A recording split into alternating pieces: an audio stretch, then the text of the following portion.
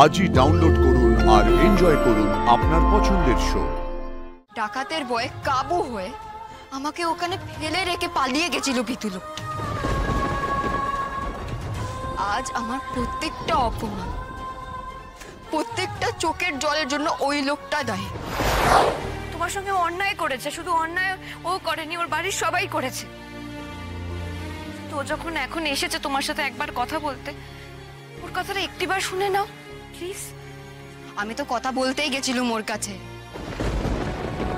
বাড়ির সবাইকে লুকিয়ে গেছিলুম, সংসার করতে চেয়েছিলুম। মনে কত মিষ্টি মিষ্টি কথা বলতো, সেই শুনে সেই বিশ্বাস করে আমি ওর ওপর ভরসা করে গিয়ে দাঁড়িয়েছিলাম আমার শ্বশুর বাড়িতে। কিন্তু তারা আমাকে এত অপমান করলো, আমাকে দূর দূর করে বের করে দিল, তাও তার মুখে একটা কথা শুনল না। এত ভীতু সে। চাই না আমার অমন ভীতু লোক। আমি তো জানছি সুদেব ভীতু, আজকে তুমিও জানলে। জানো তো, একটা মানুষের সাথে বেশি সময় কাটালে একে অপরের ব্যাপারে আরো বেশি করে জানা যায়। একটা কথা বলবো লাজু, সেই ভয়টা কাটিয়ে কিন্তু সুদেব আজকে এসেছে তোমায় কিছু বলার জন্য। সেই সুযোগটা তুমি ওকে দেবে না লাজু? না, দেব না। আর তুমি খবরদার আমার পেছন পেছন আসবে না, এই মানা করে দিল। জানো, সেই রাতে শুধু ডাকাতের দলে আমার জীবন ছাড়কার করেনি, ওই লোকটাও করেছিল। আমাকে না নিয়েও তো পালিয়ে গেছিল বাড়িতে।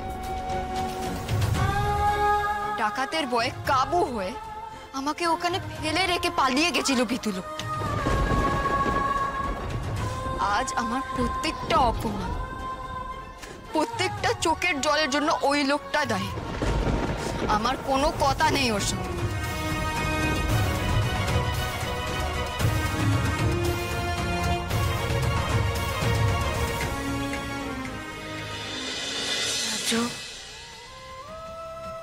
তোমার জীবনটা যেমন ডাকাতিতে ছারখার হয়ে গেছে,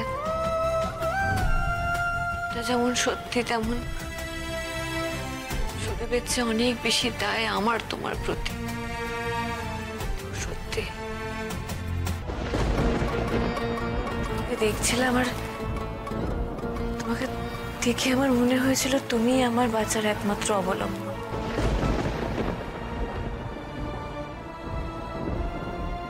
ভালোবাসার নেশায়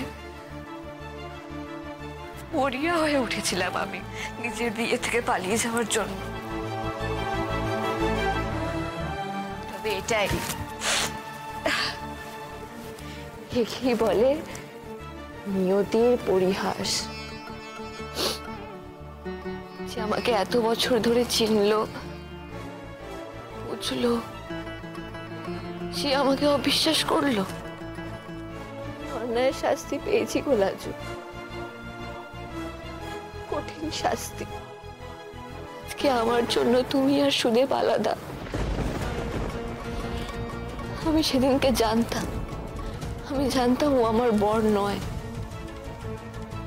তবু ওর হাত ধরে আমি চলে এসেছিলাম। লাজু, লাজু, তোমার কাছে আমার অন্যায় সীমা পরিসীমা নেই।